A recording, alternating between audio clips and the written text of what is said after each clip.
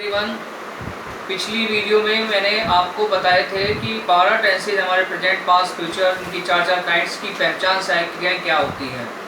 तो आज मैं आपको जो टॉपिक पढ़ाने जा रहा हूँ उसका नाम है correct form of the verb, यानी कि हमें सही वर्ब की फॉर्म्स को भरना है। और वर्ब की फॉर्म ही नहीं, साथ में सेंटेंस में कहीं कहीं हेल्पिंग वर्ब भी भरनी पड़ती है। तो इसलिए हमें हेल्पिंग वर्ब सबकी याद होनी चाहिए कि कौन से टेंस में कौन सी हेल्पिंग वर्ब यूज़ करते हैं, और हेल्पिंग वर्ब के साथ वर्ब में आईएनजी लगाते हैं या वर्ब की फर्स्ट फॉर्म लाते हैं या थर्ड फॉर्म, ये भी याद होना चाहिए। तो आज हम आपको पढ़ाने जा रहे हैं correct form of the verb. ध्यान से बोर्ड पर देखिए, correct form of the verb.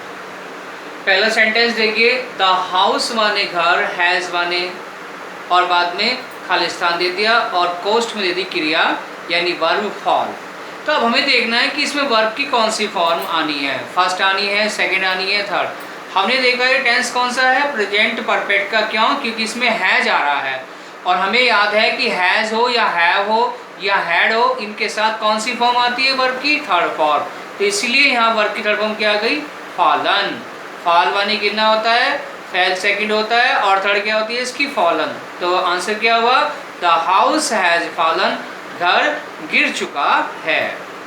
दूसरा sentence, she has Khalistan in the USA since 2005। She माने वो, has in the USA, USA में रह रही है। क्यों रह रही है, क्यों कहा, क्योंकि यहाँ लीव दिया गया है। कब से, 2005 से। तो हमें क्या करना है, सेंटेंस की पहचान करनी है कि सेंटेंस कौन सा है। एक तो इसमें समय दिया गया है, नीचे समय। दूसरा हेल्पिंग वर्ब हैज दी गई है, तो हमें क्या करना होगा, बीन और लगाना होगा। और जो वर्ब होगी इस वर्ब में आईएनजी लगाना होगा। क्यों? क्योंकि इसमें आईएनजी लगता ही है। और हैज बीन सिंगुलर सब्जेक्ट के साथ आता है, प्लूरल सब्जेक्ट के साथ हैव बीन आता है। तो आंसर क्या हुआ, she has been living in the USA since 2005, यानी कि वह USA, United State of America में रह रही थी 2005 से। Next, why you write a letter yesterday और कोस्ट में दे दी वर्ब डू कि इसमें सही वर्ब की फॉर्म भरो। तो आपने देखा टेंस कौन सा है, ये पास्ट में है, यस्टरडे आ रहा है। टुडे होता तो प्रेजेंट में होता, टुमारो होता तो फ्यूचर में होता, लेकिन ये क्या है, यस्टरडे आया हुआ है, तो इसलिए डू की सेकंड फॉर्म यहाँ क्या आ गई, डिड। तो why did you write a letter yesterday, इसका अर्थ हुआ कि तुमने कल एक पत्र क्यों लिखा। Next, the hare by the tortoise और कॉस्ट में वर्ब दी गई है डिफीट, यानी कि इसमें बताया गया है क्या, खरगोश और कछुआ, और डिफीट माने क्या होता है, हारना। तो इसमें बाई लगा हुआ है, यानी सेंटेंस हमारे कौन सा हुआ, ये पैसिव हुआ। तो हमें क्या करना होगा, इसमें द हेयर जो का तो वांस रिपीटेड करना होगा, बाय द टॉर्टोइज बाकी जो का तो, यानी इसका अर्थ हुआ कि जो खरगोश था वांस रिपीटेड माने उसे हरा दिया गया, बाय द टॉर्टोइज माने कछुए के द्वारा। क्यों, बाई था इसलिए हम यहाँ क्या लाए, वाज लाए, और वर्ब की थर्ड फॉर्म क्यों आती है, पैसिव है ये सेंटेंस, तो पैसिव में वर्ब की थर्ड फॉर्म आती है। नेक्स्ट, व्हेन आई सा हिम, ही फुटबॉल और कोस्ट में दे दिया प्ले। तो हमने देखा सेंटेंस जो पहली क्लॉज है हमारी पास्ट में है, व्हेन आई सा, तो दूसरी क्लॉज भी हमारी पास्ट में ही होगी। तो इसका अर्थ पढ़िए, व्हेन माने जब, आई माने मैंने, सा माने देखा, ही माने उसे, ही माने वह क्या कर रहा था, अपना भी भूल गया, यानी रहा था, पास्ट कंटिन्यूअस से बनेगा। तो क्या करेंगे, वाज प्लेइंग फुटबॉल, वह फुटबॉल खेल रहा था, यानी हेल्पिंग वर्ब भी लाए यहाँ पे और वर्ब में आईएनजी भी लगाया। क्यों, इसे पास्ट में क्यों बनाया, क्योंकि पहली क्लॉज हमारी पास्ट में थी। Next, our team dash the match yesterday और कोस्ट में दिया गया है वर्ब विन। यस्टरडे यानी पास्ट में चला गया, ये पास्ट इंडेफिनिट का टेंस है। क्यों, क्योंकि इसमें यस्टरडे आया हुआ है और विन आया हुआ है, तो विन की सेकंड फॉर्म क्या जाएगी यहाँ, वॉन। तो आंसर क्या होगा, our team won the match yesterday, कल हमारी टीम ने मैच जीत लिया। यस्टरडे था इसलिए यहाँ विन की सेकंड फॉर्म क्या आ गई, वॉन आ गया। Next, I dash to you tomorrow. अब देखिए टुमारो आया है यानी आने वाला कल है, तो फ्यूचर में बनेगा, और वर्ब है कम। तो इसमें क्या करेंगे, आई के साथ हेल्पिंग वर्ब क्या आ गई, सेल, और सेल के साथ फर्स्ट फॉर्म क्या आ गई, कम टू यू, और बाकी जगह तो टुमारो, यानी इसका अर्थ हुआ आई सेल कम टू यू, मैं आपके पास आऊँगा टुमारो माने कल। नेक्स्ट, ये देखिए, आई ए गुड स्टूडेंट और कोस्ट में दे दिया बी। इसे ध्यान से देखना है। यदि कोस्ट में बी दिया है तो बी का मतलब किससे होता है, इज, आर, एम, वाज, वर, यानी इनमें से एक हेल्पिंग वर्ब हमें प्रयोग करनी होगी, चाहे वो इज हो, आर हो, एम हो या वाज हो या वर्ब सेंटेंस के according.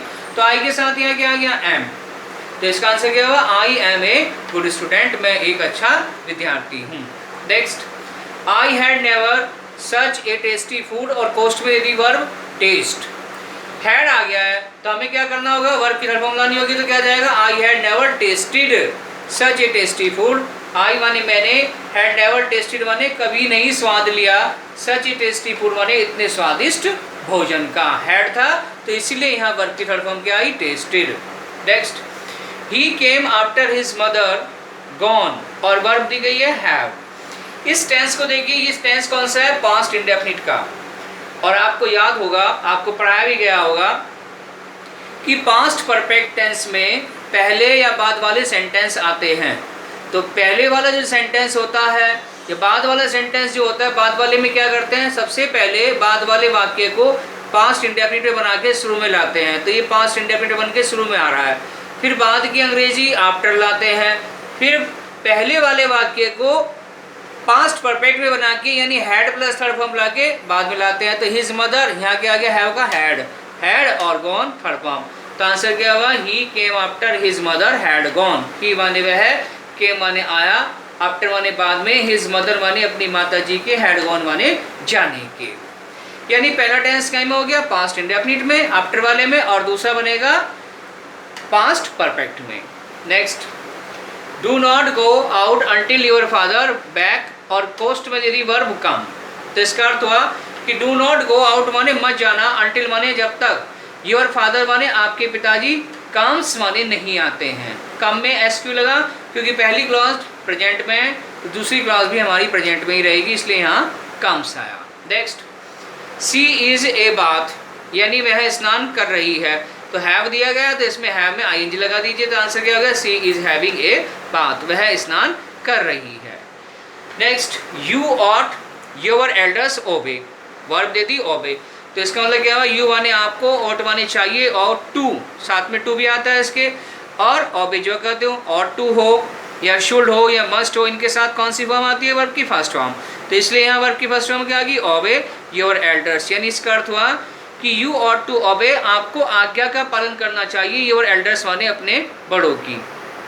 Next, O that I young again, और एक्सक्लेमेटरी का चिन्ह लग रहा है, ध्यान से देखिए सेंटेंस को। और कोस्ट में वर्ब दी गई है बी, यानी बी का मतलब है इसमें इज, आर, एम या वाज वर्ब का प्रयोग करना है।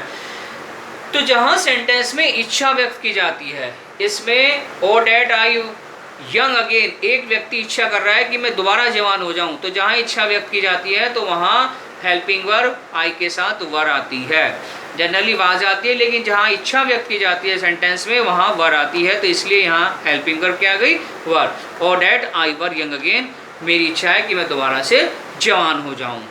Next, she a sari for her sister, और बाय कॉस्ट में दे दिया बाई, यानी उसने खरीदी अपनी बहन के लिए एक साड़ी, खरीदी। आप देखिए मैंने बोला दी, यानी सेंटेंस हमारे काय में चला गया, पास्ट इंडेफिनिट में। तो सी जो कहते हो, बाई की सेकंड फॉर्म क्या आ गई, bot A sari for her sister, उसने अपनी बहन के लिए एक साड़ी खरीदी। तो इस प्रकार आप देख सकते हैं कि हमने correct form of the verb भरी हैं। वर्ब जो दी गई है उसकी second form, third form, first form या आईएनजी लगेगा या साथ में हेल्पिंग वर्ब आएगी, ये हमें खुद जज करना होगा। किसके अकॉर्डिंग, उन सेंटेंसेस के अकॉर्डिंग जो पहली वीडियो में मैंने आपको पढ़ाए थे कि इसमें क्या हेल्पिंग वर्ब लाते हैं, प्रेजेंट इंडेफिनिट में क्या लाते हैं, पास्ट में क्या लाते हैं, फ्यूचर में क्या लाते हैं। मैंने इसलिए आपको वो चार्ट बनाकर पहले वीडियो में भेज दिया था। ध्यान से एक बार बच्चे देख लीजिए, मुझे फोकस। इसके साथ ये टॉपिक आपका जो है correct form of the verb पूरा हो गया। आप सभी से गुजारिश है कि वीडियो को लाइक जरूर करें और सब्सक्राइब जरूर करें। Thank you so much.